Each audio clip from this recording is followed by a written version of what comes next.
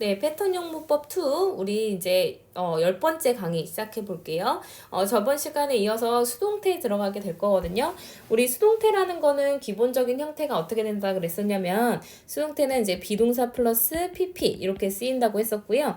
이제 그 다음에 이제 수동태를 사용을 할 때는요, 반드시 기억하셔야 되는 게 어떤 동작을 당하거나 또는 감정을 느낄 때 쓰는 거예요. 비동사 플러스 PP, 뭐뭐 되다, 뭐뭐 해지다 이렇게 해석이 되죠. 그래서 기본적으로 이제 삼형식 수동태를 보면 주어, 동사, 목적어 이렇게 있을 때 목적어가 주어 자리로 가고요. 동사가 비동사 플러스 PP가 되면 된다고 했었는데 원래 있었던 주어는 바이 목적격으로 뒤에다가 써주면 된다 그랬었죠. 근데 이 바이 목적격이 만약에 일반인이거나 아니면 누구나 다 알 수 있거나 아니면은 중요하지 않거나 그랬을 때는 쓰지 않는다 그랬었어요. 그냥 비동사 플러스 PP만 나오면 된다라고 얘기했었습니다.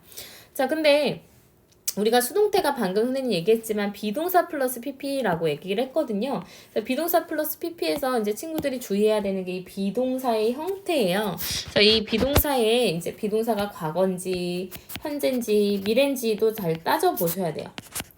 그 다음에 만약에 이제 조동사가 있다면요. 이 조동사 그대로 있고 조동사 뒤엔 동사 원형 나오기로 했으니까 비동사 플러스 PP가 돼야 되고요. 비빙 PP 같은 경우에는 진행형이 되는 건데 예를 들어서 진행형일 때는 진행형 어떻게 생겼어요? 진행형?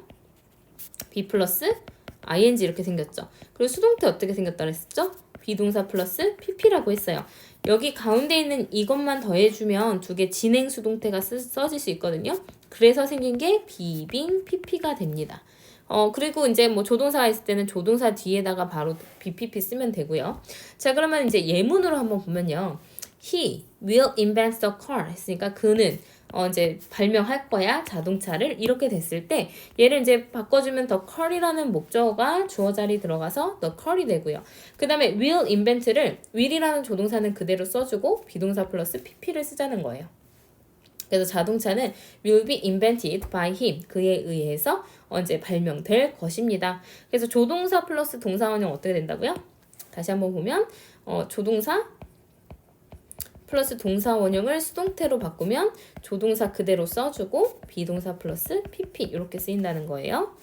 자, 그러면 또 해볼게요. The author 그 작가는요 can write the book 그 책을 쓸 수 있습니다. 그 수동태로 바꾸면 the book이 주어 자리 들어갈 거고요. 그 다음에 이제 수동태 될 때 이 can write를 어떻게? can 그대로 쓰고 동사 원형 써야 되니까 be 그 다음에 be written 이렇게 쓰면 돼요. The book can be written 그 다음에 뒤에는 by the author 이렇게 되면 되겠죠. 네, 그래서 the book can be written 이란 표현이 이렇게 쓰인 겁니다. 그 이제 작가에 의해서 쓰여질 수도 있습니다. 이렇게 되겠네요. 자, 그 다음에 3번 그는 must write the book every day 매일 그 책을 써야 합니다. 수동태로 바꾸면 the book이 주어 자리 들어가고요. 그 다음에 동사를 쓰려고 했더니 조동사 must를 사용해야 돼서 must be written 이렇게 되면 되겠네요. 그 다음에 원래 주어를 by him 이렇게 바꿔주면 되겠죠. 그래서 똑같은 문장 the book 그 책은 must be written 쓰여져야 합니다. by him every day 매일매일 그에 의해서 이렇게 되면 되겠죠. 자, 이제 진행 수동 나올 건데요. 진행 were ing be 플러스 ing가 진행형이었어요. 진행형 어떻게 생겼었죠? ing만 쓰면 안 되고 비동사 플러스 ing 이렇게 돼야 돼요. 그래서 일꾼들은요. 짓고 있었습니다. 그 집을요. 그 수동태가 되면은 the house가 주어 자리 들어가고요. 그 다음에 동사를 어떻게 바꿔주면 되냐면 were building 이거 were building인데 얘를 수동태로 쓸 때 주의해야 될게요. 비빙 PP 쓰기로 했잖아요. 근데 주어가 the house로 바뀌었죠. 그럼 똑같이 were를 써야 되는 게 아니라 이거에 맞춰서 was가 돼야 되는 거예요. 그래서 was being 그 다음에 어떻게 해요? built 이렇게 씁니다. 좀 어렵죠. was being built 그 다음에 by workers 하면 돼요.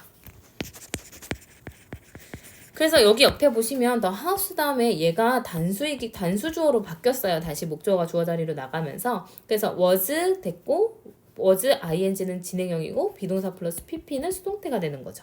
그래서 was being built by workers 했으니까 일꾼들에 의해서 지어지고 있는 중이었습니다. 이렇게 해석하면 되겠죠.